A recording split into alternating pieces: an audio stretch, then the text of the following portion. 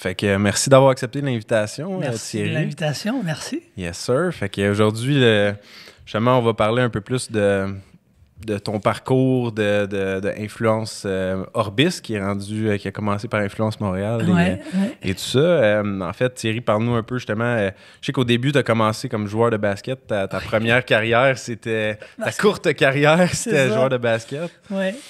J'étais. Ça n'a pas l'air, là, parce que je ne suis pas très grand, mais j'ai joué au basket pendant. De l'âge de 5 ans à l'âge de à peu près 21 ans. Là, donc, à peu près 16 ans de ma vie.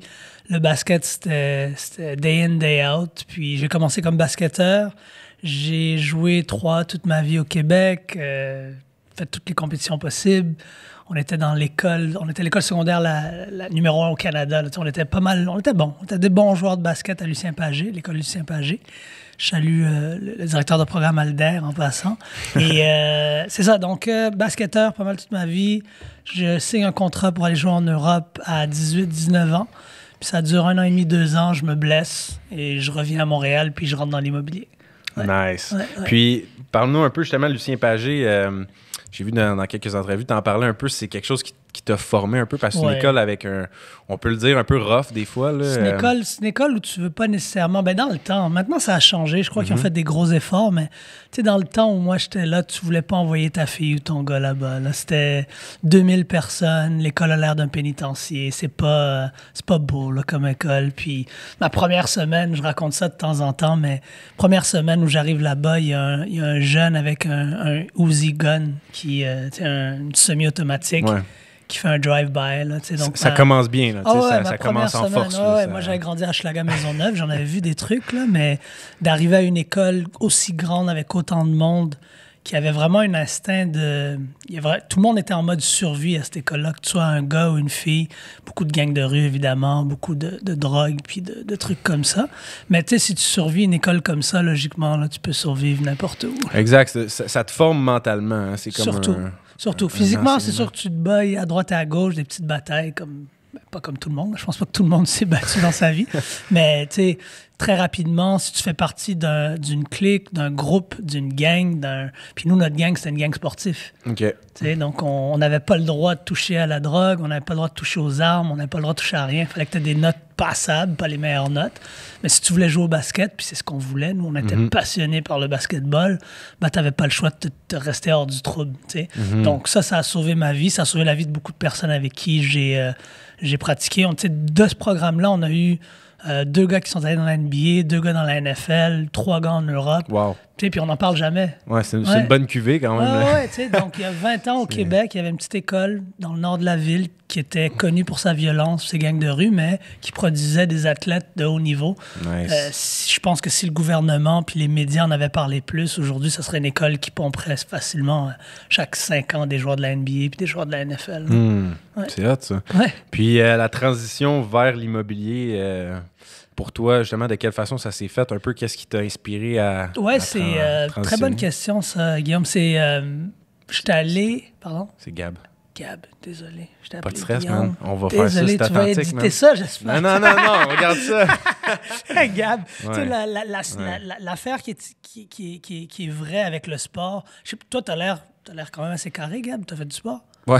Okay. T'en fais toujours. Ouais. T'as joué quoi? Hockey?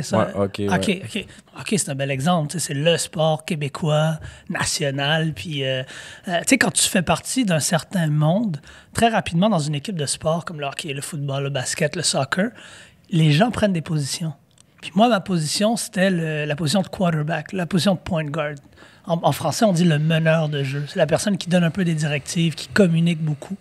Puis très rapidement, j'ai développé des talents de communicateur qu'en réalité, juste aujourd'hui, en tant qu'adulte, je réalise que c'est des talents que j'ai macérés toute ma jeunesse pour justement arriver au point où est-ce que quand tu te blesses au basket puis tu as fait du basket toute ta vie, tu reviens puis tu te dis, bon, ben, qu'est-ce que je fais? Soit je me lance dans l'intrapreneuriat, donc je rentre dans le monde professionnel, je finis des études, puis les études, ça ne m'intéressait pas trop nécessairement, ou je me lance en entrepreneuriat. Puis, après m'être blessé, j'étais allé en Californie Mon oncle avait une belle business là-bas, puis j'ai passé un an et demi là-bas à travailler dans le domaine de l'immobilier commercial. Il y avait des restos, il y avait des... Ouais. Comme courtier ou plus... Non, juste vraiment en mode travailler dans la business familiale. Puis lui, une de ses très bonnes amies en Californie, c'était une agente de Century 21. OK. Puis elle faisait de l'immobilier commercial un peu, mais beaucoup plus résidentiel. Puis j'ai pris la piqûre automatiquement. Donc je l'accompagnais sur quelques-unes de ses visites, je l'aidais dans ses visites libres. Okay. Puis je suis revenu à Montréal en 2002, 2003. Puis j'ai dit non, moi je pense que je veux faire ça. Moi je pense que je serais pas mal là-dedans. Puis je travaillais je travaillais pour une des plus grandes la plus grande compagnie gazière au Québec. Et je travaillais de nuit. J'étais le chef, l'agent senior de la répartition pour cette compagnie-là. Donc je répartissais on faisait de la répartition pour des techniciens qui venaient de l'Institut gazière de Boucherville. Puis, c'est ça, j'allais là de nuit, de jour... je commençais mes cours à 18h, je les finissais à 10h le soir en courtage immobilier. Puis de 10h le soir jusqu'à 7h du matin, j'étais en mode répartition de techniciens gaziers. Donc, c'était vraiment du gros hustle maintenant que j'y pense. Puis... dormir 6 heures par jour, 2 jours, c'est pas évident. C'est pas biologiquement normal. Ouais, on n'est pas fait pour ça. Non. Donc, c'est ça, non. J'ai fait ça pendant un certain temps, puis après ça, direct dans l'immobilier avec Century 21 pendant 10 ans. Comme courtier. Après ça, tu as décidé de fonder le Remax Griffintown. Oui, c'est ça. Nice. J'ai fondé Remax Griffintown. Au bout de 10-11 ans avec Century 21, je voulais devenir actionnaire de Century 21 à Saint-Léonard. Puis mon boss, dans le temps, m'a dit « Non, t'es jeune, prends ton temps. » Puis j'étais comme « C'est quoi le rapport? Je suis jeune, tu sais. » Mais 10-11 ans, quand même, t'as roulé ta bosse, là. Je veux dire, t'avais déjà beaucoup d'expérience. Oui, je suis rentré assez jeune. J'avais même pas 30 ans, un petit peu moins de 30 ans. Ouais, à peu près 30 ans. Puis là, je suis rentré, j'étais déjà le meilleur dans le bureau. Je performais chaque année. J'avais été recrue de l'année dans le bureau. Puis, tu sais, j'étais prête à investir de l'argent. J'avais dit, écoute, moi, je veux devenir actionnaire. Je veux pas juste travailler comme courtier. Je pense que j'avais toujours la fibre entrepreneuriale. Puis, entre-temps aussi, j'ai parti d'autres business on the side. Donc, anyways, longue histoire courte, il me dit non. Je dis, OK, parfait. Je m'en vais voir Century 21 Québec. Je leur dis que je veux le Griffintown. J'habitais dans le Griffintown déjà. Puis, ils me disent non, le Griffintown appartient déjà à quelqu'un d'autre. Je fais des recherches. Puis là, je trouve qu'il n'y a pas de bureau Remax. Comment ça, il n'y a pas de bureau Remax dans le Griffintown? Puis tout de suite, j'ai commencé à harceler le gars qui était propriétaire de ce bureau-là. C'était lui qui était propriétaire, au fait, de tout le centre-ville, mais vraiment vieux Montréal, centre-ville, sud-ouest. Puis lui, il savait que le Griffintown s'en venait, mais il n'était pas aussi passionné par le Griffintown que moi. Moi, j'y habitais, j'avais déjà des contacts, j'avais des gens que je connaissais qui travaillaient à la ville qui me parlaient déjà de ce qui allait se produire. Oui, puis à cette époque-là, ça boomait beaucoup, le Griffintown. Oui. À cette époque-là, il y avait juste un projet qui s'appelait le Carré de la Montagne. C'était vraiment le premier projet au Griffintown. C'est un projet qui s'appelait le Carré de la Montagne, même avant le Laoni puis tout ça. Le Laoni avait été annoncé. Laoni à côté de l'ETS, qui est aujourd'hui rendu à 9 phases. Je pense que ça fait 15 ans qu'ils construisent, le Laoni. Puis, c'était le début du Griffintown. Il y avait les jardins Windsor, où est-ce que moi, j'habitais. J'ai toujours une maison de ville là-bas. Puis, c'est comme ça que moi, j'étais déjà au courant un peu, mais c'était vide, là. L'ETS n'était pas en train de rénover non plus, donc il n'y avait rien dans le Griffintown. C'était intéressant. Puis, au travers de ça, au travers des 10 années comme courtier, tu as commencé à investir un peu on the side au niveau personnel, dans l'immobilier. Oui, tu as commencé à bâtir un peu ton parc personnel. Oui, moi, j'ai pas été toujours... Moi, je connais beaucoup de gens qui sont en mode j'ai 100 portes, 200 portes, 300 portes. Moi, j'ai jamais été attiré par le...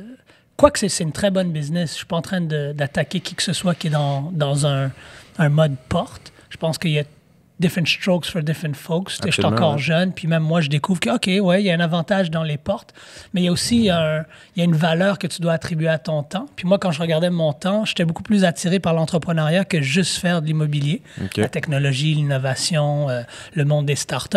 Puis je savais que j'allais éventuellement me lancer ou lancer quelque chose d'intéressant dans cet espace-là.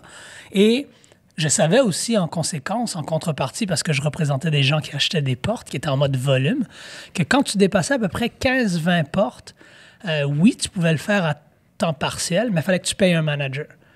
Puis tu sais, c'est toujours de voir que ton manager à 40, 45 000 versus je lâche ma job, je fais ça à temps plein, puis je cours après mes loyers. Puis si t'as pas en haut de 4, 5 et demi, ben t'attires un certain genre de locataire. Puis moi, je regardais avec mon petit parc à moi, j'avais seulement une dizaine de portes ou 9 portes, mais j'avais des belles portes. J'avais des beaux condos au centre-ville, j'avais beaucoup de maisons de ville. Il m'en reste 2, mais j'en avais un petit peu plus dans le temps. Mais je regardais mes revenus versus le temps que j'allouais à ma gestion. Puis ça n'avait rien à voir. Là. J'avais des clients qui avaient 20, 25, 30, 40, 50 portes. Puis eux, ils viraient fous. Il y avait des histoires de dingue. Par contre, c'est un marathon. On le dit, c'est pas un sprint, l'immobilier. Là, aujourd'hui, ça va un peu mieux parce qu'ils ont catché le beat puis ils ont pris le... Mais moi, je faisais aucune gestion. Mon locataire, je donne toujours cet exemple-là quand je fais des entrevues, mais j'avais, admettons, un de mes locataires, c'était un Saoudien. Donc, les gens ne savent pas ça, mais quand tu deals avec l'Arabie saoudite, la personne qui, surtout un diplomate saoudien, ton locataire, c'est le gouvernement de l'Arabie saoudite. Donc, moi, je recevais des chèques 6 mois à l'avance qui venaient d'Ottawa. Puis après ça, quand j'envoyais un email, quand les 6 mois étaient finis, c'était pas « OK, on t'envoie 2-3 chèques, on te renvoie 6 mois de loyer. » Donc, tu sais, 6 mois de loyer à 3 000 par mois, je préfère avoir une porte comme ça que d'avoir un sixplex, admettons, dans n'importe quel quartier de l'Est de Montréal, puis que je me retrouve à courir après des loyers de 600, 700 pièces. Ça correspondait à tes attentes, en fait, à qu'est-ce que tu recherchais toi comme style d'investisseur, parce que on a différents styles d'investisseurs immobiliers, puis c'est quand tu rentres dans l'immobilier justement que tu vois que c'est tellement vaste. Des fois, on pense que c'est juste justement monter le plus gros parc possible, mais il y a différentes options pour différents objectifs. Toi, tu es en commercial? Oui, exact. Tu touches pas vraiment à l'immobilier résidentiel, non, à part peut-être ton petit parc à toi de côté, mais tu deals avec des entrepreneurs. Exact. Pour moi, c'est ça qui me passionne. Moi, je suis un passionné de business, d'entrepreneuriat, donc tu sais, ça va faire la jonction exacte là, entre l'immobilier commercial et la business, dans le fond. Fait que nos locataires, c'est des business. Puis sinon, justement, après ça, on fast-forward un peu plus loin. Tu as décidé de partir Influence Montréal, qui est devenue Influence Orbis, et qui est encore en train, je pense, de vivre une phase de transformation aussi présentement. Là. On va en parler un peu plus tard, mais si on regarde les débuts d'un peu d'Influence Montréal, qu'est-ce qui t'a poussé vers ça? C'était quoi le why en arrière, si on veut? Très bonne question, Gab. C'est moi, quand j'ai commencé Remax Griffintown, j'ai adoré commencer quelque chose qui n'existait pas. Moi, je pense qu'un entrepreneur, un vrai entrepreneur, si tu vas à l'étymologie du mot, un entrepreneur, c'est quelqu'un qui débute quelque chose, ça vient du verbe entreprendre. Quand tu entreprends quelque chose, c'est que tu commences quelque chose. Toi, tu commences un podcast. Right. That's it. Donc, t'es par défaut, même si tu avais un 9 à 5 à droite et à gauche, puis que c'est pas ton full-time, tu es entrepreneur. Puis on associe beaucoup l'entrepreneuriat à money ou... Non, l'entrepreneuriat, ça, c'est créatif. Tu es en train de créer du contenu. C'est de l'entrepreneuriat créatif. Tu es en train de créer de la valeur. Tu donnes de l'information. J'espère que les gens vont avoir du entertainment aussi. Là. Mais tu sais, qu'ils soient entertain ou non, au moins, ils vont avoir un peu de valeur. Puis ils vont pouvoir soutirer un petit peu d'informations. Donc, tu fais de l'entrepreneuriat de cette façon-là. Puis moi, ce que j'ai découvert avec la création de Remax Griffintown, c'était que j'ai adoré créer quelque chose qui n'existait pas. Oui, c'était une franchise, mais le bureau en soi, j'ai acheté mon immeuble, j'ai construit un bureau à l'intérieur d'un immeuble commercial, on a construit un genre de coworking, on a rentré un one-stop shop, t'avais un avocat, t'avais un notaire, t'avais un inspecteur en bâtiment, t'avais tout, t'avais un one-stop shop pour tous tes services. Et nous, ce qu'on a remarqué, c'était qu'il y avait plus à faire, et surtout dans le domaine entrepreneurial qui serait un peu plus l'événementiel ou les conférences. Moi, j'étais un habitué de C2 Montréal, Startup Fest. J'allais à toutes les conférences. Je les consommais avidement. J'étais toutes les networking events, la jeune chambre de commerce. Puis à chaque fois que j'y allais, c'est cool parce que j'aime ça faire des podcasts avec des gens qui viennent peut-être d'une culture ou d'un background différent du mien. Toi, Cab, t'es de quelle nationalité, si je peux te poser la question? Québécois. Ouais. Parfait. Donc, t'es t'es amérindien. Non, je mais j'ai des racines amérindiennes aussi. J'ai un ami qui est autochtone puis qui te ressemble comme deux gouttes d'eau.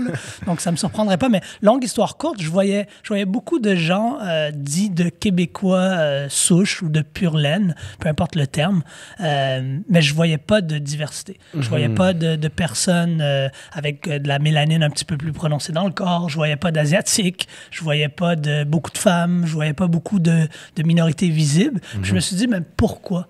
Pourquoi est-ce qu'il y a une genre de barrière? Est-ce que c'est parce que les gens les gens issus de l'immigration sont pas intéressés par l'entrepreneuriat? Puis très rapidement, je suis arrivé à la conclusion que c'était parce que c'était pas abordable.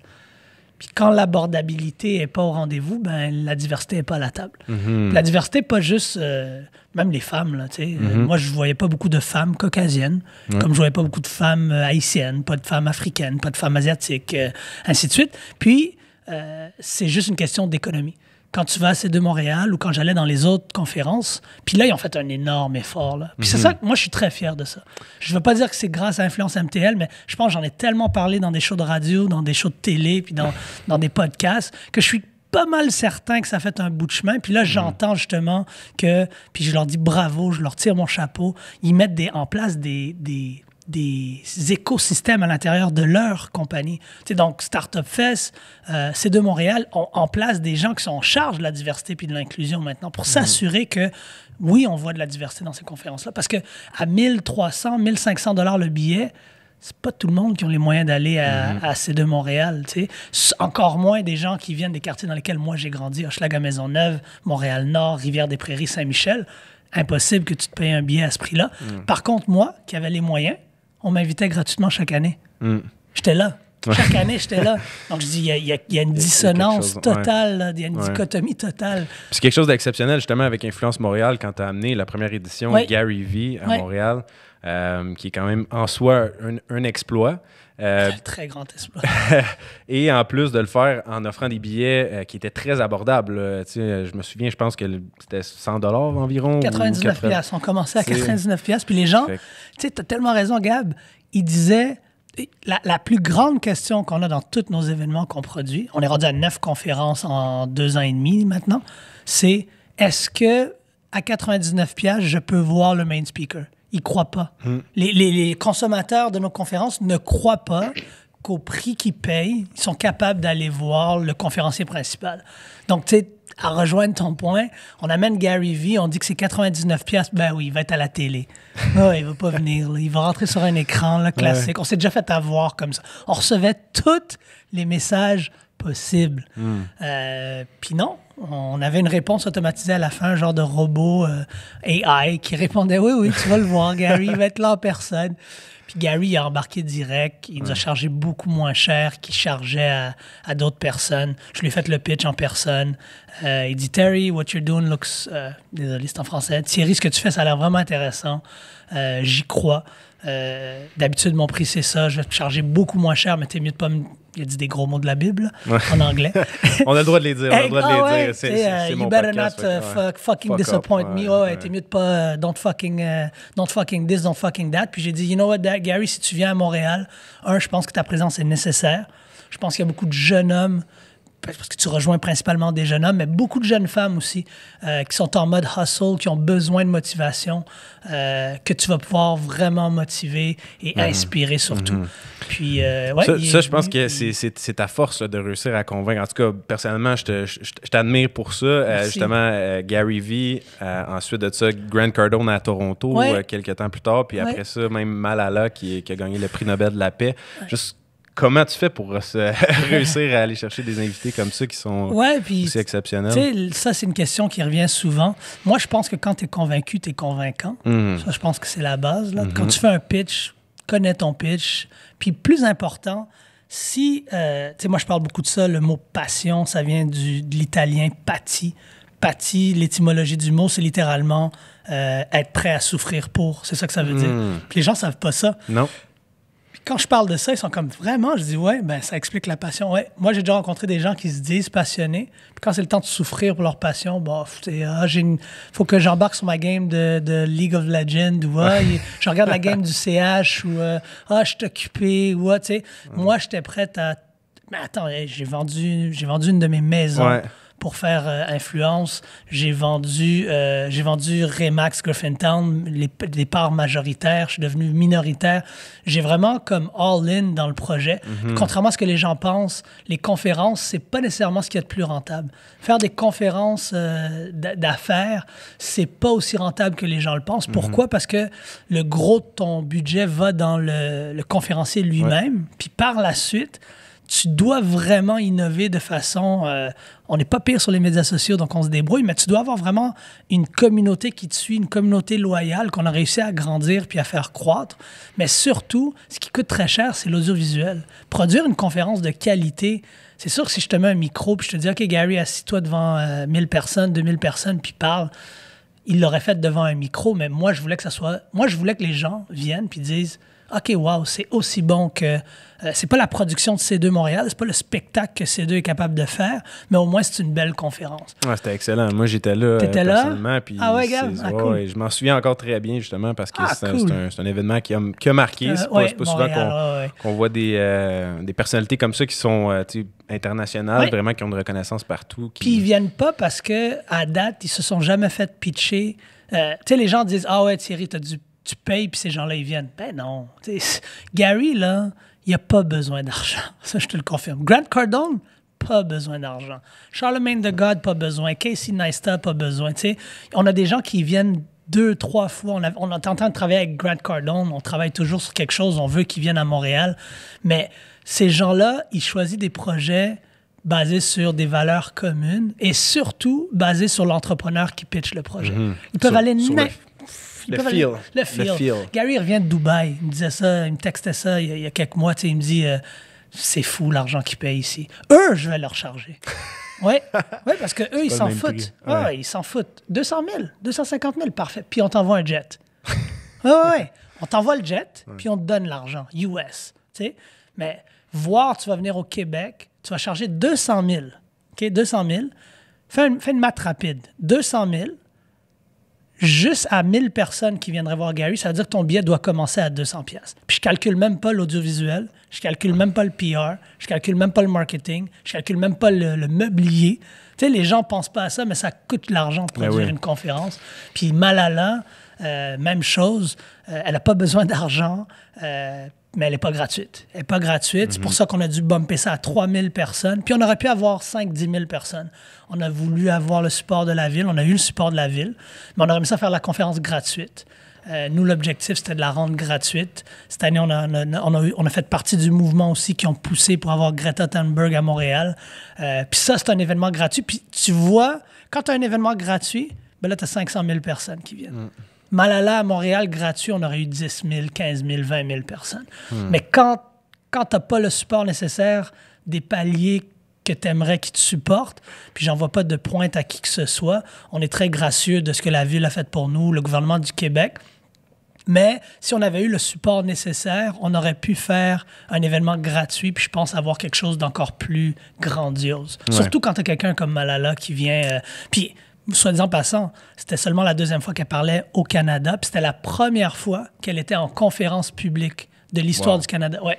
La première fois qu'elle était venue au Canada en 2007-2008, histoire quand même phénoménale là, pour ton audience qui ne savent pas c'est qui. Jeune femme qui se fait tirer dans la tête par le Taliban parce qu'elle revendiquait son droit en tant que jeune femme d'étudier.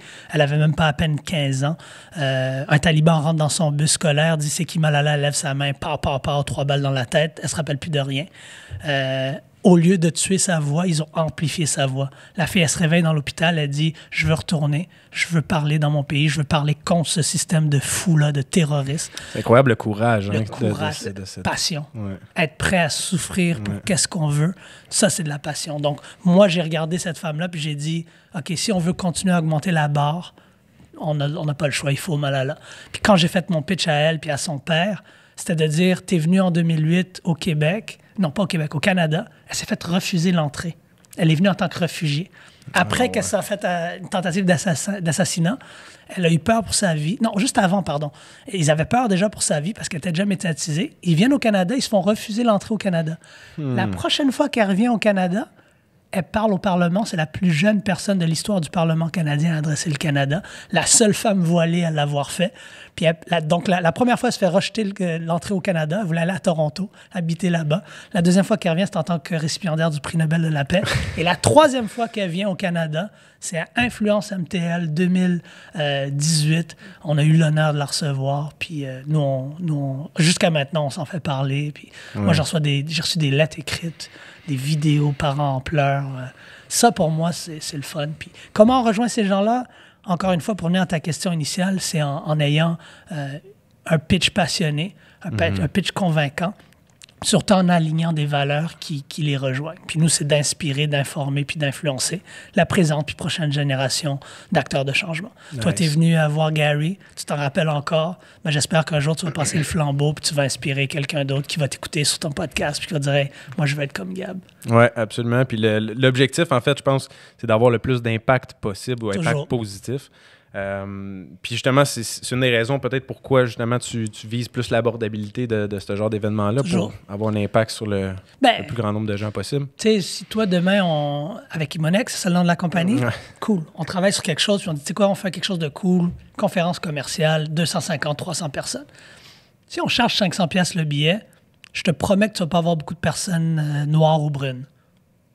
Garanti. Je te promets que tu vas pas avoir beaucoup de femmes qui vont venir à ta conférence.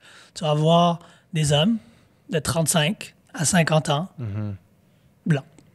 Anglophones, francophones, ça, c'est encore débattable dépendant de ton contenu. Mais tu vas avoir une catégorie de personnes. Ça, je te le promets. Ça garde les gens qui sont déjà plus privilégiés d'une certaine façon. C'est exclusif, exact. Au lieu d'être inclusif. Puis ça, qu'on le veuille ou non, tu sais, j'aime pas parler de politique pour des raisons assez importantes et conséquentes, mais quand tu es trop exclusif, tu viens à diluer la portée de ta voix parce que tu parles seulement à un segment de la population. Puis ça, c'est très dangereux.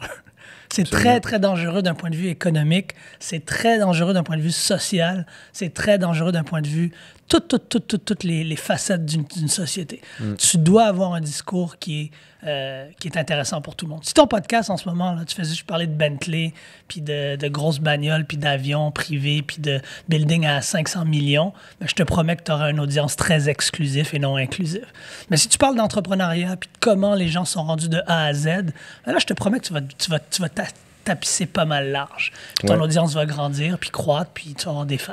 L'objectif, c'est, dans notre podcast, de parler d'un peu de plein de sujets différents. Justement, avant toi, il y avait Alain Williamson, qui est un écrivain sur la spiritualité, éditeur, Dauphin Blanc, tout ça. Fait on parle de plein de sujets. Toi, justement, la spiritualité, c'est quelque chose qui a déjà eu une place dans ta vie? Ou... Ouais?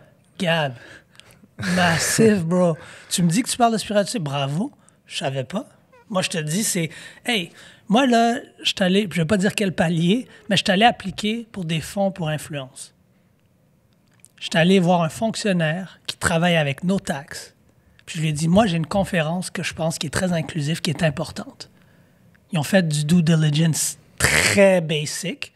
Ils sont venus en disant, ah ouais, vous faites des trucs motivants puis inspirants, mais nous, on n'est pas vraiment là-dedans. Si vous voulez avoir des fonds, il faut que vous fassiez des trucs concrets.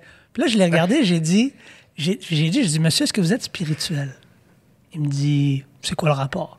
Je dis, est-ce que vous croyez que tout est relié, qu'on est tous vraiment reliés en tant qu'être humain? Noir, jaune, blanc, bleu, peu importe la couleur, peu importe ce qu'on a entre les jambes, si je pisse debout, pisse assis. Est-ce que vous pensez qu'on a un fil conducteur qui serait la spiritualité qui nous relie tous? Il dit, monsieur, je crois pas que c'est pertinent à mon département qui me dit qui est économique. Donc, tu es dans un département économique, puis l'économie, c'est l'étude des gens, l'étude des personnes. C'est ça, l'économie. C'est pas juste l'argent puis le cash, c'est les gens. Ça dépend à quel niveau tu le vois. En fait, il y a des gens qui s'arrêtent des fois au superficiel. Puis là, je lui ai dit, monsieur, est-ce que vous avez déjà été entrepreneur? Il me dit non.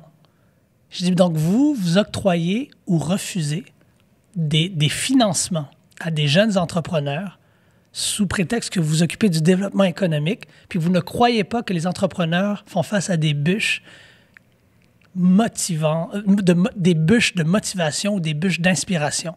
Vous croyez pas ça, vous?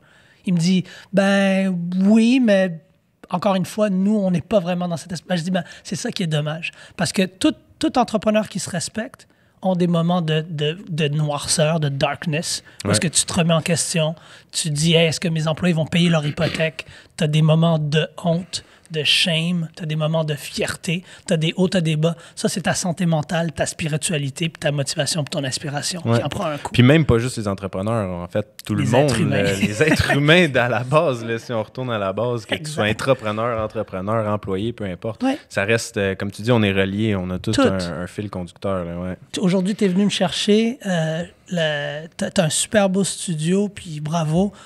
Dès que tu es venu me chercher, ton énergie était nice. Puis là, j'ai dit, hey, on va avoir un beau podcast.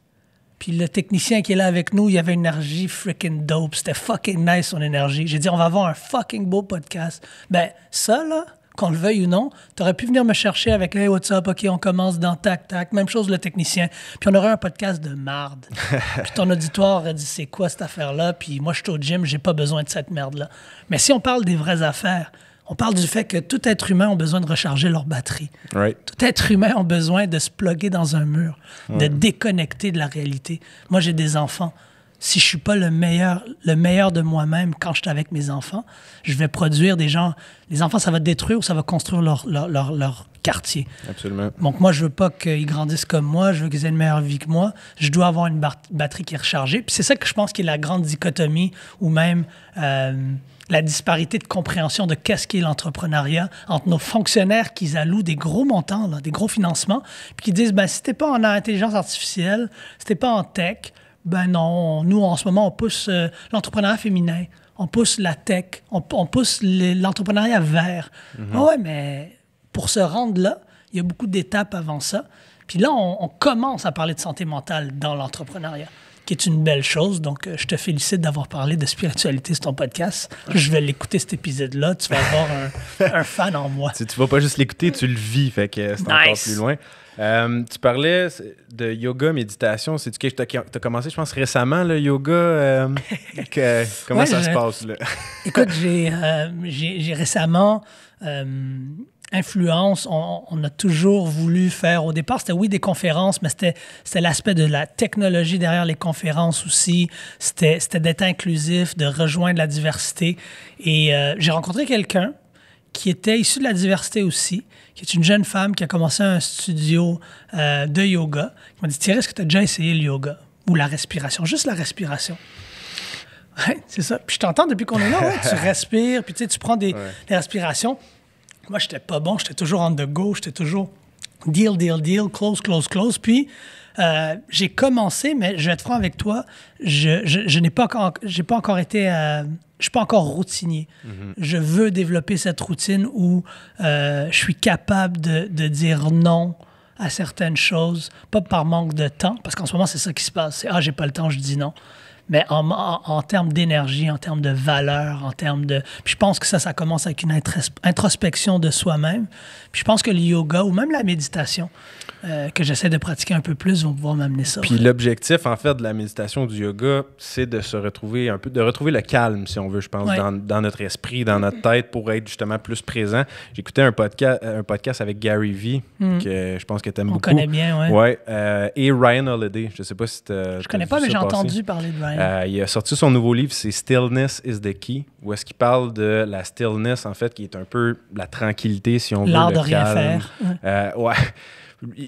Il en parle pas comme ça nécessairement. Avec Gary, justement, c'est deux personnes qui ont des personnalités totalement différentes. Totalement opposées au premier regard, mais qui, quand on pousse plus loin, on voit qu'ils connectent à un autre niveau. Parce que justement, dans leur podcast, ils parlaient de la tranquillité, puis du fait d'être capable d'être calme mentalement, puis d'être présent surtout. En fait, le mot, c'est présence. Ça, là.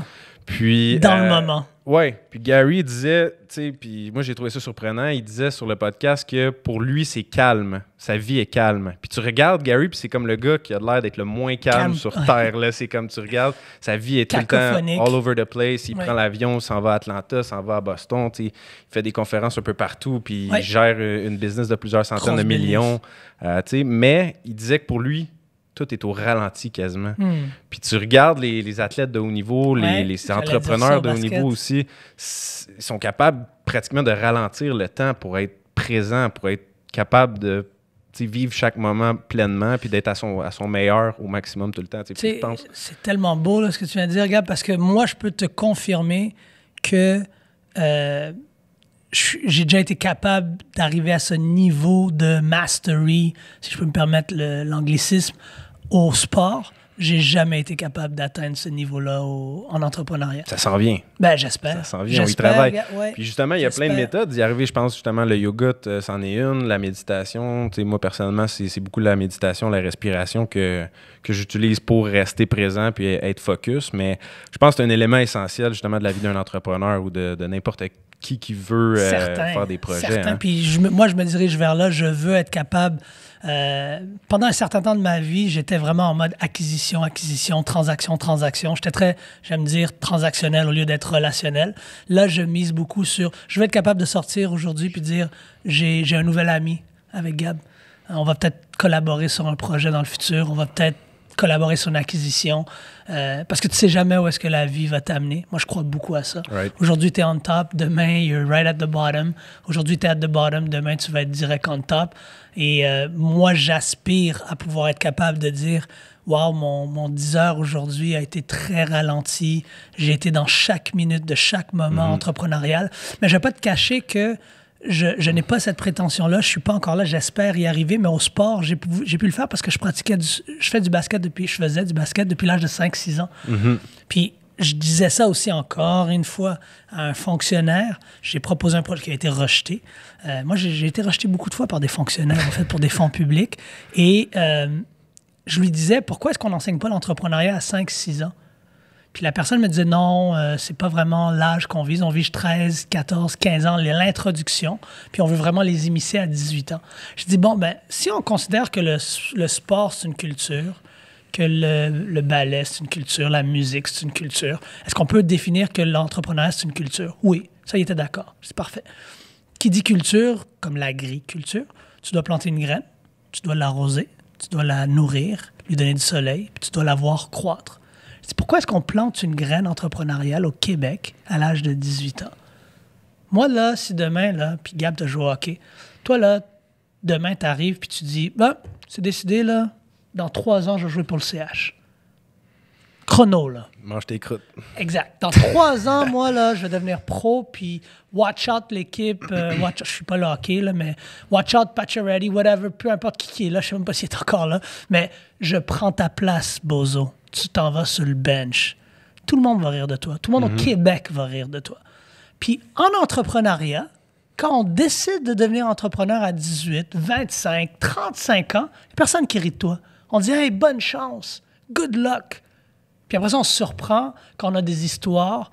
Puis moi, je ne vais pas nommer de nom parce qu'on sait c'est qui. Une jeune femme québécoise, puis je dis qu'elle est jeune parce que pour moi, tu es jeune, tu sais, dans ta tête, qui vient de déclarer officiellement faillite sur les médias sociaux, puis elle se fait attaquer à droite et à gauche.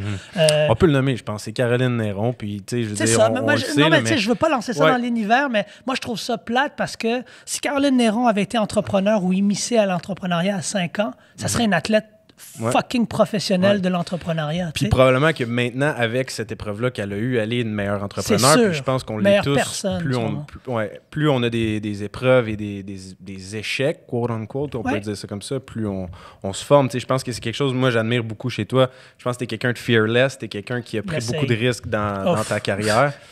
Comme justement vendre ta maison pour lancer... vendre 2 propriétés. Vendre 2 propriétés, les terrains, tout ça. Des choix qui ne faisaient pas plaisir à la famille non plus, je pense. Ça m'a mis on the verge d'un divorce. Puis puis là...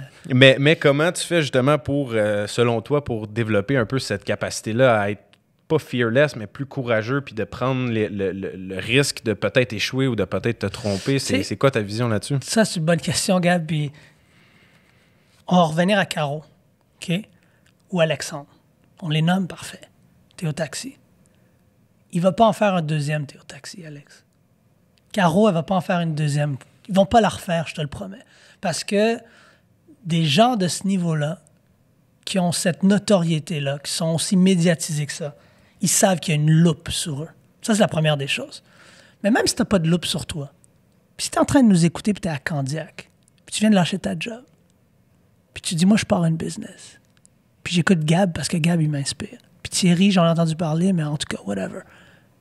Puis en ce moment-là, tu es dans un dark moment. C'est un vrai dark moment. Tu viens de perdre 2 de tes plus gros clients, puis tu as 3-4 employés qui ne pourront peut-être pas payer leur hypothèque. Moi, je te promets, OK? Je te promets que rester dans ton sous-sol, pop des pills, boire de l'alcool, pas répondre à ton téléphone, pas répondre à tes créanciers, je te promets que, ça va rien faire de positif pour ta business. Tu vas pas sortir de la noirceur en faisant ça. C'est la première des choses. Deuxième des choses, tu peux soit te retrousser les manches puis essayer de trouver des réelles solutions, puis t'asseoir avec ton créancier puis dire « Je passe une rough patch ». T'asseoir avec tes employés puis dire « Est-ce que tu es prêt à passer à temps partiel? Je peux te donner des références pour que tu aies une meilleure job que ce que moi je peux te payer présentement. Est-ce que tu es prêt à aller cogner aux portes puis aller voir tes clients, tes prospects potentiels, tes leads potentiels puis dire « I'm going through a rough time, mais je vais te donner un service exquis en termes de service clientèle. Je peux pas te garantir tout le reste parce que j'ai pas les moyens en ce moment, mais fuck que je vais te donner le meilleur service que tu as jamais vu de ta vie. Parce qu'en ce moment, c'est ça que je peux te donner. Si tu es capable de faire ces choses-là, tu vas réaliser, après avoir passé des grosses tough patchs dans ta vie, surtout en business, que tu n'avais aucun contrôle sur qu'est-ce qui allait se produire, à part comment toi, tu réagissais sur la situation. Right. Puis quand tu commences à comprendre ça, ben là, tu es capable, selon moi, d'évoluer puis de grandir en tant qu'entrepreneur. Puis d'avoir le courage, justement, d'entreprendre puis de dire, si je me trompe, j'ai passé déjà au travers, puis peu importe, je vais juste garder une bonne attitude. Ben, on fait face à chaque problème. Moi, j'ai un petit garçon, Shiloh, que j'adore. Mon petit garçon a 4 ans. Shiloh, récemment, il s'est brûlé. Il a mis sa main sur un show. Il a appris que c'était chaud. J'ai dit, si tu touches ce cercle-là, qui est rouge, plaque d'induction, pas d'induction parce qu'il ne serait pas brûlé, mais une four électrique, tu vas te brûler. Ouais. C'est ça qu'il se disait dans sa tête. Ouais. 4 ans, ouais, papa. Il a touché, il s'est brûlé. Ouais. Je te promets que Shiloh ne touchera plus jamais à cette plaque-là. Puis ça, c'est des cicatrices entrepreneuriales qu'on a toutes. Tu vas faire un mauvais deal. Tu vas mal parler à un client. Tu vas rompre une relation d'affaires que tu pensais qui était la raison pourquoi tu étais successful en business. Tu vas passer à travers des bas qui vont être vraiment bas, puis tu vas avoir des hauts qui vont être vraiment hauts. Puis je pense que le chasing du high, le chasing d'avoir... Moi, c'est ça que je suis après. Je suis après...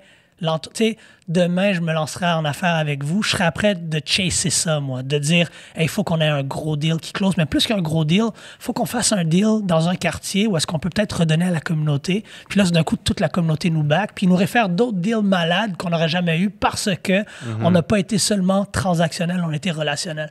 Quand tu comprends ça en tant qu'entrepreneur, là, que la business, c'est la business des gens.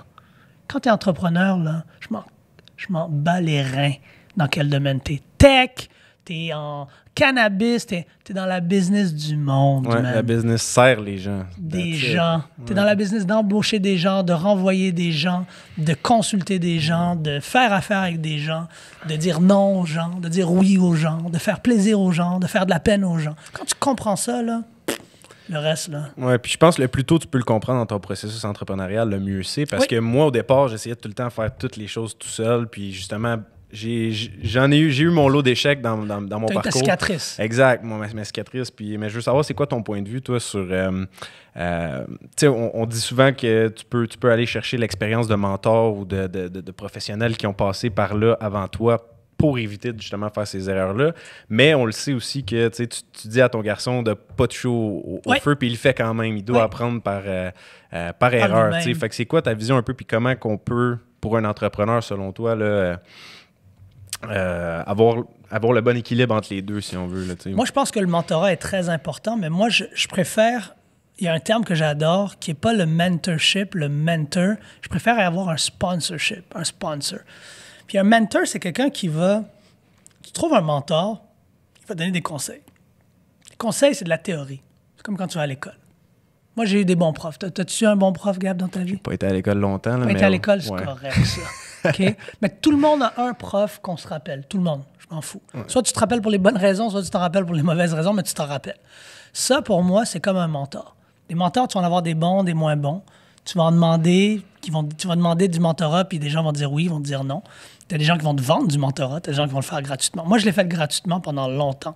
Je prenais 12 personnes par année. Je le médiatisais pas, mais je leur donnais tous les conseils du monde. J'ai des gens que j'ai mentorés qui font de la belle business, même de la business en termes de revenus, peut-être pas d'impact, mais plus importante que mes revenus à moi. Donc, je suis très fier de ça.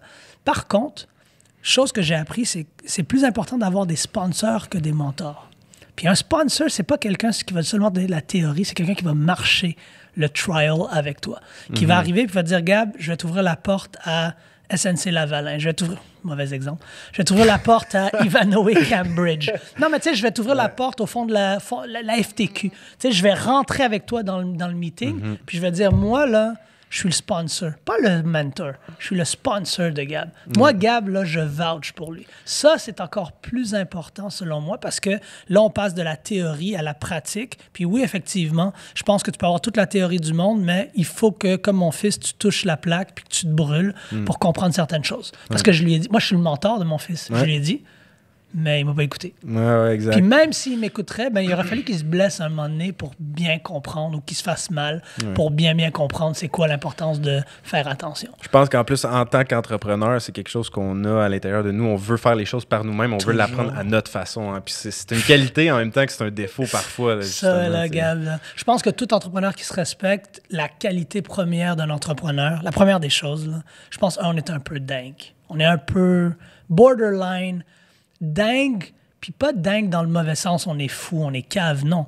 Dingue du sens qu'on aime. Je salue Nico là, du Vernois qui vient de sortir Les idées folles, son nouveau livre. C'est ça l'entrepreneuriat, d'avoir des idées folles, d'être fou. C'est ça l'entrepreneuriat. L'entrepreneuriat, sorry, là, tu te lances dans le vide. Tu veux créer quelque chose qui n'existe pas, ou si ça existe, toi, tu as la solution infuse. Toi, tu vas le faire mieux que tout le monde. Il faut être quasiment prétentieux ou bipolaire pour penser que c'est faisable. Première des choses. C'est borderline de la... Tu sais, il faut que tu sois mentalement pas tout là. Puis la chose la plus... que moi, j'ai remarqué chez tous les entrepreneurs, on est compétitif. Puis c'est maladif. On est compétitif au point où est-ce que on veut gagner, on veut gagner, on veut gagner. Puis je pense que je reviens des Nations Unies, justement, puis j'ai fait un exercice qui a été life-changing, où est-ce que des fois, gagner, ça ne veut pas nécessairement dire que Gab doit perdre.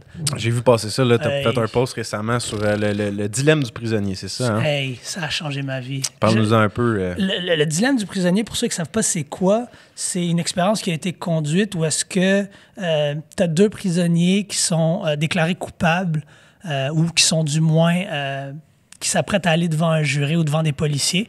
Puis tu as des choix. Tu as 4 choix. Si ton audience en ce moment qui ne nous regarde pas vidéo, qui sont dans l'auto, faites un carré, puis dans le carré, tracez une croix. Vous avez 4 cases. La première des cases, c'est Gab, puis moi, on est les deux prisonniers. Gab me snitch. Gab me donne aux policiers. Gab va avoir une sentence réduite, va sortir. Moi, je vais avoir une sentence de malade. OK? L'option B, on a fait l'option A. L'option B, c'est moi, je snitch, moi, je dis aux policiers tout ce que j'ai à dire sur Gab. Gab, lui, décide de rien dire. Moi, j'ai une meilleure sentence. Et Gab, de son côté, va souffrir pendant les 15-20 prochaines années. La case numéro C, en bas à gauche, ceux qui nous regardent ou ceux qui veulent visualiser le tout, c'est moi et Gab, on se snitch. Toutes les deux ont dit des niaiseries puis des stupidités sur qu'est-ce que les policiers veulent entendre ou qu'est-ce que la cour veut entendre. Puis on se retrouve toutes les deux en prison avec une sentence qui est moyenne. Puis la dernière case en bas à droite, ceux qui sont visuels, la case D, c'est moi puis Gab, on décide de toutes les deux croire en l'un et l'autre, puis on dit on ne parlera pas. Puis on ne parlera pas tant qu'on n'a pas un avocat. Puis on va rien dire. Puis en fin de compte, parce qu'on n'a rien dit toutes les deux, ben on a une sentence non seulement très réduite, mais une sentence qui est expéditive puis qui passe extrêmement bien. Puis ça, c'est l'art de comprendre que des fois, il faut que tu fasses confiance à l'autre pour avoir un résultat. Pour être un bon criminel, dans le fond. C'est bon, ça! Non, pas pour être un bon criminel. Mais non, mais l'exemple est très bon, puis ça amène le point que justement, faut des fois faire confiance, puis juste écouter aussi, tu sais, comme... écouter l'autre partie, pas juste avoir ses propres intentions. Faire confiance que l'être humain, à la base, n'est pas mauvais. Puis que si moi puis Gab, on a fait un mauvais coup ensemble, mais qu'on se connaissait avant de faire le mauvais coup, ben, faut que je fasse confiance que Gab va croire que notre relation était plus importante que de faire un deal, faire une transaction. Puis si je crois ça, ben j'ouvre pas ma bouche. Puis en business, il y en a plein d'items comme ça. Je te throw pas under the bus, je te vends pas à autrui, puis je suis convaincu et convaincant que tu vas prendre la meilleure décision pour nous deux. Ouais. Puis même si mon ego, je dois le mettre de côté, je suis prêt à faire un step back pour faire 2 steps forward. Cool. Puis on parle d'ego, justement, ça m'amène à un point que je voulais qu'on parle de l'ouverture d'esprit. Je pense pour toi, c'est quelque chose qui est très important. Diversité, on parle d'ouverture d'esprit, ça vient pas mal ensemble. C'est quoi justement ta vision sur... C'est quoi être ouvert d'esprit pour toi? Moi, j'ai un quote que je dis toujours. Je dis, en anglais, on dit « Closed mouth don't get fed ». OK? Puis moi, je dis toujours, si closed mouth don't get fed, imagine closed minds. Puis ça veut dire en français, pour ceux qui nous écoutent, les bouches fermées ne sont pas nourries. Si tu arrives à table, puis tu n'amènes rien à table, là, si moi puis Gab, on travaille comme des dingues avec ton partner c'est Max. C'est ça. Moi, Gab puis Max, là, on construit Monex, puis on travaille comme des malades. Toi, tu arrives à table, puis tu dis, ouais, moi, je vais amener whatever, mais je vais amener quelque chose. Puis tu n'es pas certain de ce que tu amènes à table. Ta bouche est fermée, tu ne vas pas manger. Tu ne vas pas être nourri parce que nous, on ne va pas travailler pour que toi, tu sois nourri. Ça, c'est le closed mouth don't get fed. Moi, ce que je dis, c'est que si une bouche fermée n'est pas nourrie, imagine un esprit fermé. Comment est-ce que tu peux nourrir ton esprit si tu es fermé à l'idée de travailler avec des gens qui ne te ressemblent pas? On est au Québec, qu'on le veuille ou non, la diversité, c'est une réalité. Moi j'ai ces conversations-là, j'adore ces conversations-là. Moi, ma mère est blanche, elle est plus blanche que toi, elle est caucasienne. Elle est parisienne. Petite parisienne de 4 pieds 12, 4 pieds 10, là. Quasiment 5 pieds. Mon père, il est noir. Noir. Black. Un vrai homme noir, là. Tu le vois dans la rue, puis c'est le cliché que tu peux... Si ton audience ferme leurs yeux, puis ils imaginent un homme noir, ça, c'est mon père. Mon père n'est pas un criminel. Mon père est quelqu'un de productif. Mon père est quelqu'un de... Tu sais, tous les stigmas qu'on peut attacher, mon père ne les a pas. Par contre, on vit dans une société où on a peur un peu des gens qu'on ne connaît pas. Si moi, je côtoie jamais de... Je suis allé à Drummondville récemment. Il n'y a pas beaucoup de diversité à Drummondville. Je ne peux pas blâmer un Drummondvillois pour être fermé d'esprit s'il n'a jamais interagi avec quelqu'un de cette nationalité. Peut-être que lui, il ne sait même pas qu'il est fermé d'esprit. Exactement. Right? Puis ça m'amène à mon point, Gab. Ignorance is bliss. L'ignorance, là, quand tu es ignorant, moi, j'ai aucun problème avec ça. Quand tu le sais, tu es connaissant, ça s'appelle de l'insubordination ou de l'incompétence. Moi, j'ai pas de problème avec l'ignorance. Tu n'as jamais vu d'Asiatique de ta vie, tu n'as jamais vu d'Italien, tu penses que c'est tous des mafieux, tu n'as jamais vu de Grecs, tu penses que c'est tous des propriétaires de resto, tu n'as jamais vu d'Haïtiens, tu penses que c'est juste des chauffeurs de taxi. Fine, tu n'en as jamais vu. Mais dans le monde dans lequel on vit, avec l'Internet, avec tous les outils qui sont disponibles à nous, il faut sortir de son patelin, il faut sortir de notre fermeture d'esprit.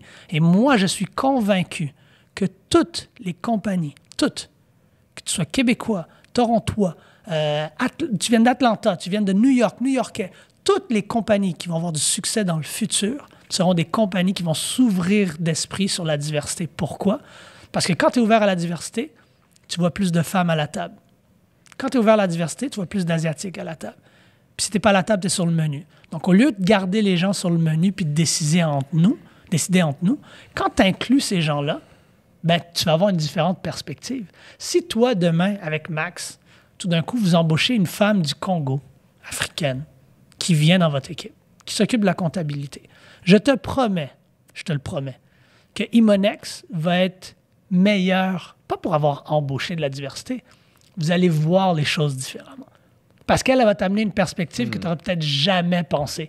Puis les différentes perspectives en business, c'est des différentes opportunités de faire de l'argent. Point à la ligne. Absolument. Quand tu as différentes perspectives en business, tu as différentes façons de faire ou de monnayer des idées. Donc, elle peut arriver et dire « Hey, c'est drôle, les boys. Moi, je suis arrivé au Québec, à Saint-Jean-sur-Richelieu. On n'a pas d'immeuble à Saint-Jean-sur-Richelieu. Je regardais l'inventaire. Mais à Saint-Jean, il y a un nouveau programme pour l'immigration. Puis ils veulent faire venir 250 personnes d'ici tel nombre d'années. Ben toi, tu pourrais décider avec Imonex de dire, bon, ben on va développer un pitch deck. On va l'envoyer à tous les consulats qui vont être ciblés par Immigration Québec pour venir habiter dans cette région-là. Puis laisse-moi te dire quelque chose. Il y a des immigrants qui viennent au Québec avec des millions de dollars. Donc, si toi, en tant que société commerciale, parce que tu as une femme congolaise dans ton équipe qui te parle de choses que tu n'aurais jamais su si c'était pas concrètement, si cette personne-là ne travaillait pas chez toi. Tu n'aurais jamais eu le réflexe de préparer un pitch deck, de l'envoyer dans des consulats qui vont prendre le temps de le donner à des gens qui veulent immigrer au Québec, puis qui vont dire, ben oui, moi, j'ai 1 million que je suis prêt à investir dans Imonex. Puis toi, tu vas prendre 1 million, puis tu vas peut-être acheter dans ce coin-là, puis tu vas peut-être dire, ben dorénavant, je fais un partenariat avec le département, le ministère de l'Économie et de l'Immigration, puis on va créer un hub commercial dans un de nos malls. On va avoir un espace qui va être un hub pour l'initiation à l'entrepreneuriat chez les gens issus de l'immigration. Puis ton locataire principal, ça va être le gouvernement du Québec. Puis ça, tu l'auras jamais fait. Ça, c'est un bon locataire. Ils vont pas faire faillite. Donc, tout ça pour dire que Facebook de ce monde, les Google de ce monde, les Uber de ce monde, quand tu vas à Silicon Valley, la diversité n'est pas seulement au rendez-vous, elle est dans les places décisionnelles. Mm-hmm. Puis au Québec, je pense que le plus tôt on va s'ouvrir à ça, le plus tôt on va... Les Québécois, là, sorry, on est les meilleurs. Ouais. Moi, je le dis, straight the fuck up. On est meilleurs au Canada. On n'est peut-être pas les plus ouverts d'esprit, mais on est les plus travaillants. Quand on a une idée dans la tête, on ne l'a pas dans le cul. Quand on veut faire quelque chose, on le fait. On est le seul bastion francophone. Le seul bastion francophone en Amérique du Nord. Ça démontre la résilience du Québec. Ouais. Si on appliquait tout ça dans notre croyance de la diversité, de l'inclusion puis de l'entrepreneuriat, on aurait les meilleurs entrepreneurs, selon moi. J'étais allé au G20, j'ai fait ma route, je l'ai roulé ma bosse, on serait les meilleurs. On serait les meilleurs à l'international. Point à la ligne. Nice. Puis, au niveau de justement, on revient un peu à ta business, à Influence Orbis. Présentement, j'ai vu un peu sur votre site, vous parliez d'agence marketing, donc ça a commencé initialement comme un projet d'amener des plus conférences événementielles, si on veut, puis là, vous faites une transition vers le marketing. Très bon point. Moi, je pense qu'une business qui évolue pas, c'est une business qui meurt. Là. Je pense que tu dois être toujours en évolution. Ouais. Puis ce qu'on a remarqué, c'est qu'en faisant venir ces gros conférenciers-là, beaucoup d'entreprises qui nous donnaient de l'argent pour être des partenaires, d'avoir des booths, d'être présents sur les lieux, d'être associés à nos événements, disaient, tant qu'à être associé à toi, est-ce que tu peux nous créer une campagne marketing? Est-ce que tu peux nous créer une activation spécifique? On ne veut pas une activation classique, boring, plate, où est-ce que les gens vont venir puis prendre des photos. On ne veut pas un backdrop plate, on ne veut pas juste mettre notre nom, on veut des activations. Puis très rapidement, on a découvert qu'on était non seulement compétents, mais on était très bons là-dedans. On était bons à développer des belles stratégies marketing, des belles stratégies de communication. Ça a évolué beaucoup plus rapide que nous. Ça n'a jamais été notre objectif. C'est ça, c'est venu par la bande, en fait. Là, Jamais. Je te le dis, Gab, je te mentirais si je te dis, oui, on a toujours voulu être une agence. Les gens, influence, vous êtes une compagnie d'influenceurs. Je déteste le mot influenceur. Moi, là, pour moi, un influenceur, là, c'est pas quelqu'un qui prend des photos sur une beach ou whatever. C'est quelqu'un qui amène de la valeur à son écosystème. Puis le terme influenceur est dilué parce qu'on parle d'influencer marketing puis d'agence d'influenceurs. Moi, je préfère utiliser le terme personne d'influence ou individu d'influence. Personne d'impact. Tu as parlé d'impact tantôt. Puis moi, c'est ce que je vis. C'est l'impact plus que l'influence. Mais oui, effectivement, aujourd'hui, on a des clients qu'on dessert. Est-ce qu'on fait la gestion de médias sociaux? On fait de la création de podcasts ici. Donc, je suis vraiment impressionné de voir. Ici, c'est une belle salle, beau lieu. On crée du podcast, crée des activations, crée des stratégies marketing, crée des campagnes. On a créé des campagnes vidéo que je t'aurais menti encore une fois si je t'avais dit qu'on aurait créé des campagnes. Un jour, on va créer des campagnes marketing. Je t'aurais menti. Mais le besoin s'est fait sentir, c'est venu à toi directement. C'était naturel, si on veut. C'était organique. Right? Nice. Le terme, c'est ça. Tu as raison. C'est tellement venu organiquement qu'on a été des imbéciles finis de dire non. Tu sais, t'as quelqu'un qui dit, j'ai 10 000 $, moi, pour une vidéo, puis j'ai besoin de faire une annonce. OK, on fait ça. Oui, on fait ça. Oui, on est capable de faire ça. C'est certain qu'on est capable. Ouais. Puis le pire, vous le faisiez déjà pour vous-même. On le faisait pour nous. Moi, j'embauchais un gars d'audio, j'embauchais un tech en audio, j'embauchais un gars en vidéo, mais c'est tout nous qui dirigeaient. OK, maintenant, tu vas faire ça, ta caméra, tu vas la bouger. Même moi, j'ai découvert que j'avais certains talents de direction que je n'ai jamais étudié. Mais tu sais quoi? J'en produis du contenu. Ouais. J'en fais des vlogs. J'en produis des podcasts. J'en produis du contenu sur les médias sociaux. Si n'importe qui me suit sur Instagram, Facebook, Twitter, LinkedIn, à part Jamie Benizri puis peut-être Beryl Solomon, je pense qu'il n'y a personne d'aussi maniaque à créer du contenu comme moi, là. Et même là, j'ai ralenti dernièrement pour m'occuper de ma famille, pour prendre du temps pour moi, pour voir c'est quoi mes priorités, qu'est-ce que je veux faire. Est-ce qu'Influence Orbis, c'est la chose que je veux faire pour le restant de mes jours? Est-ce que je vais avoir de l'impact? Est-ce que je vais avoir de l'argent? Parce que j'ai pas besoin d'argent, je suis correct dans ma vie. Je pourrais vendre mes immeubles demain, puis prendre ma retraite quelque part, puis être vraiment content. Tu sais, ouvrir un resto, n'importe quoi, là. Mais je pense que j'ai encore beaucoup à amener à mon écosystème, ton audience qui nous écoute. J'aimerais éventuellement les rencontrer, j'aimerais ça les voir, j'aimerais ça les toucher, les entendre. Les toucher, ça peut-être ouais, ça paraît bizarre un peu. Leur serrer la main, tu sais, là. Tu sais, avoir un contact physique. Moi, je suis très personne, très intime dans mes relations. Donc, je pense que ma vraie force, puis quand je vais prendre ma retraite pour de bon au Québec, de l'écosystème entrepreneurial, puis je pense pas que tu peux vraiment prendre ta retraite de ce genre de choses-là, mais je pense que j'aimerais ça que les gens se rappellent de ça. Ah, Thierry a eu un impact sur l'écosystème entrepreneurial, surtout sur la diversité, à essayer de pousser pour la diversité générationnelle aussi, les vieux, les moins vieux, d'introduire l'entrepreneuriat chez les jeunes plutôt, chez la diversité, ainsi de suite. Donc, moi, je pense que ça, c'est important. Puis, c'est ça. Nice. Donc, si on regarde un peu, justement, c'est quoi tes objectifs à court terme, où tu parles de ressourcement, justement, pour définir, justement, tes objectifs. Oui. À court moyen terme, je suis en train de travailler sur une compagnie de tech, on the side, encore une fois, un entrepreneur, je pense, ça n'arrête jamais. Influence me passionne toujours, j'ai une belle équipe. On produit toujours en tant qu'agence du contenu pour des clients, des beaux clients, des clients qui veulent faire des belles choses surtout, que ce soit digital, numérique, application mobile, site web, campagne marketing, visuel, graphisme, on fait tout ça. Mais mon nouveau projet, c'est une fintech qui me passionne beaucoup, puis c'est pour mettre de l'avant l'entrepreneuriat féminin, c'est d'être capable de suivre le dollar féminin. Moi, je crois que chaque 4 ans, tu peux aller voter. 5 ans, dépendamment du pays où tu habites. Mais chaque jour aussi, tu peux voter avec ton dollar. Je pense que des fois, on vote mal avec notre dollar. On dit qu'on est très inclusif, on est pro-diversité, mais si je veux supporter une femme, au lieu de dire sur Twitter l'entrepreneur féminin, ça compte, ben va donc dépenser ton argent dans une business qui est runnée par une femme. Si tu gardes l'argent ici au Québec plutôt que d'envoyer ça chez Amazon. T'as un fist bump là, que je viens de lui faire pour ceux qui ne peuvent pas nous voir.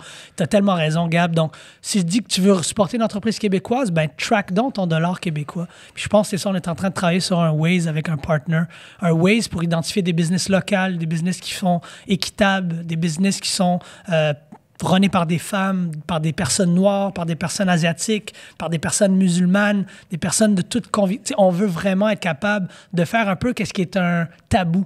En ce moment, si je vais sur Google puis je tape business par une femme, ben, tu vas tomber sur des articles de business, mais tu ne vas pas tomber sur une liste. Google ne va pas te sortir une liste de business femmes. Google ne va pas te sortir une liste de business québécoises, à moins que ce soit des grosses business comme justement Pure Vodka de Nico, des grosses business. Moi, je veux aller chercher les petites business. Les petites business locales. Là. Moi, je veux consommer québécois pendant tout un mois. Je veux être capable de garder mon dollar. Donc, si je plug mon information dans mon application mobile qu'on est en train de travailler, puis tu rentres ton information bancaire, un peu comme Mint. Tu sais, une application qui fait ton budget, qui suit où est-ce que tes dollars vont. Moi, je veux que tu sois capable de voter économiquement chaque jour puis de dire, moi, là, pendant tout le mois d'avril, j'ai dépensé juste québécois. Tout mon argent, c'était québécois. Nice. Parce que sur l'application de Thierry et son partner, ils m'ont listé toutes les business puis toutes les freelancers qui sont dans ce domaine-là. Donc, mon avocate était québécoise, c'était une femme québécoise. Donc, non seulement j'ai consommé local, mais j'ai consommé femme.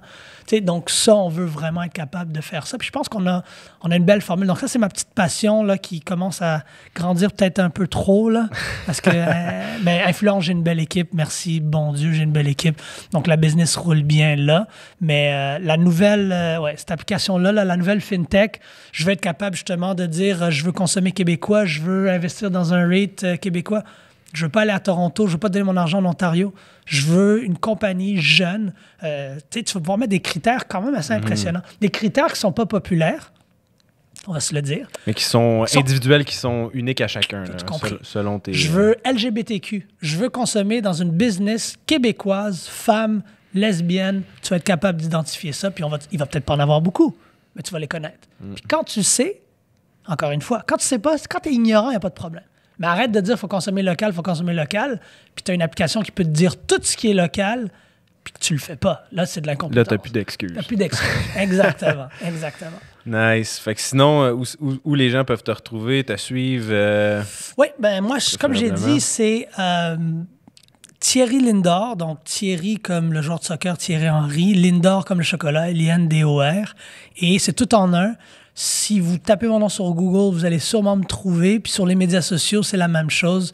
Moi, je crois pas avoir une personnalité X sur les médias sociaux, puis non. Ce que vous voyez sur les médias sociaux, c'est ce que vous avez entendu pendant ce podcast-là.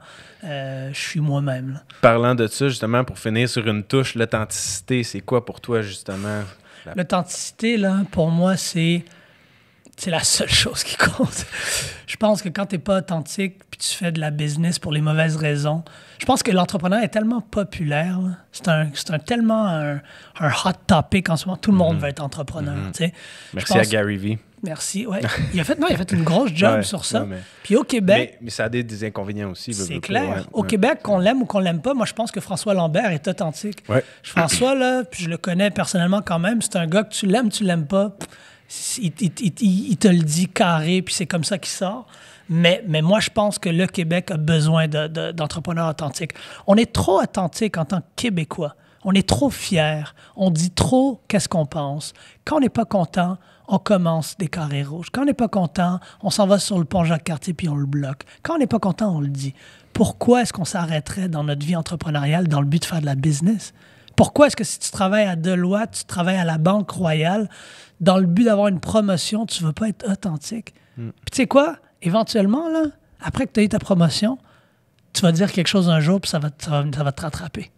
Tu vas être authentique un jour, ça va t'échapper pendant un 5 à 7, tu vas avoir un peu d'alcool dans le corps, puis quelqu'un va t'entendre dire quelque chose que tu n'aurais peut-être pas dû dire. Mais si tu le dis depuis le début, à l'embauche peut-être pas à l'embauche, mais si tu le dis si tu vis tout le temps de façon authentique, tu n'as pas tu pourras pas mentir. Tu vas arriver, tu vas avoir ta job pour la bonne raison, tu vas être promu pour la bonne raison, tu vas faire des deals pour la bonne raison, tu vas avoir des beaux invités dans ton podcast pour la bonne raison. Puis c'est vrai. C'est comme ça. Moi, je pense que l'authenticité, ça devrait être la base de tout. Absolument. Dans un monde fake, là, l'authenticité, c'est rare. Ouais, je suis bien d'accord avec toi. Fait que sur ça, merci Thierry d'avoir accepté l'invitation. Merci. Vraiment nice. Puis n'importe quand, on refait ça. All right, cool. Salut tout le monde, à la prochaine. Merci, bye.